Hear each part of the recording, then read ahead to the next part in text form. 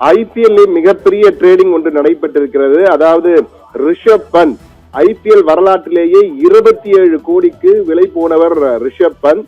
Lucknow super Jains அணி அவரை எடுத்தது.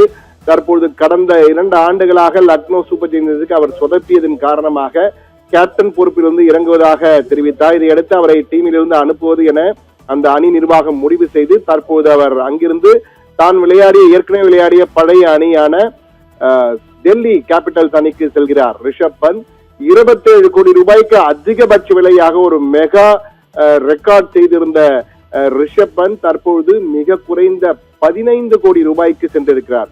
அதாவது 27 கோடியிலிருந்து 15 கோடி என்ற வகையிலே 12 கோடி ரூபாய் அவருடைய பே கட், அவருடைய ஊதியத்திலே குறைப்பு செய்து கொண்டு தன்னுடைய பழைய அணியான டெல்லி அணிக்கு சென்றிருக்கிறார். டெல்லி அணிக்கு அவர் கேப்டன் பதவியில் மீண்டும் வகிப்பாரா என்ற கேள்வி வந்த பொழுது அதற்கான வாய்ப்பு இல்லை என்றும், ஒரு வீரராகவே அவர் களமிறங்க போகிறார் என்று தற்போது டெல்லி அணி நிர்வாகம் உறுதி செய்திருக்கிறது. வழக்கம் போல் அக்ஷர் பட்டேல் தொடர்ந்து கேப்டனாக டெல்லியை வழிநடத்துவார். ஆனால் ரிஷப் பந்த் அந்த அணியில் இணைந்திருப்பது தங்கள் அணிக்கு மிகப்பெரிய ஊக்கம் என்றும், மீண்டும் டெல்லி அணி ஒரு புது எழுச்சியுடன் களமிறங்க போகிறது என்று கூறியிருக்கிறார்கள். ரிஷப் பந்த் அங்கு சென்றதால் அங்கிருந்த குல்தீப் யாதவை ட்ரேடிங் முறையிலே தற்போது லக்னோ அணிக்கு வந்திருக்கிறார். லக்னோ அணிக்கு அவர் ஏற்கனவே 15 கோடி ரூபாய்க்கு டெல்லிக்கு சென்றிருந்தார்.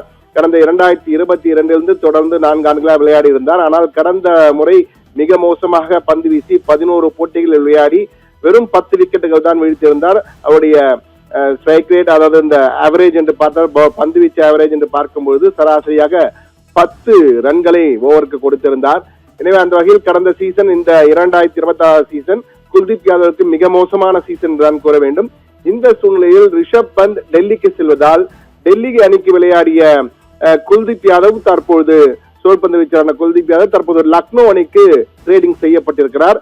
அதுவும் 13.25 கோடி ரூபாய்க்கு, அதாவது 13 கோடியே 25 லட்சம், 13.25 கோடி ரூபாய்க்கு தற்போது அவர் லக்னோ அணிக்கு திரும்பி இருக்கிறார் குல்தீப் யாதவ் என்றுதான் கூற வேண்டும்.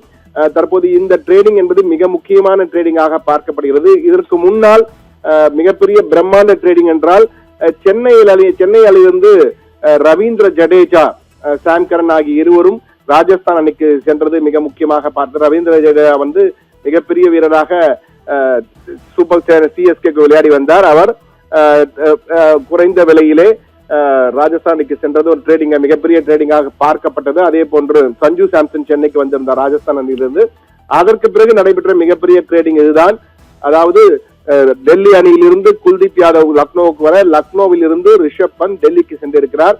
அதுவும் 27 கோடி ரூபாய்க்கு விற்கப்பட்டிருந்த ரிஷப் பந்த் தற்போது வெறும் 15 கோடி ரூபாய்க்கு டெல்லி அணிக்கு மீண்டும் திரும்பி இருக்கிறார் என்பது குறிப்பிடத்தக்கது. எனவே வரப்போகும் ஐபிஎல் போட்டியில் பல அதிரடி மாற்றங்கள் வரப்போகின்ற, அதனுடைய முதல் அறிகுறியாக தற்போதே அந்த ட்ரேடிங் மாற்றங்கள் எல்லாம் தற்போது நடந்து கொண்டிருக்கிறது. அதில் முதல் மாற்றமாக தற்போது ரிஷப் பந்த் மாறி இருக்கிறார், குல்தீப் யாதவும் மாறி இருக்கிறார். எனவே அடுத்து யார் மாறப்போகிறார்கள், இதே நிலைதான் நீடிக்கப் போகிறார், வேறு என்ன மாற்றம் என்பது அடுத்தடுத்து வரும் நாட்களில் நமக்கு தெரிய வரும்.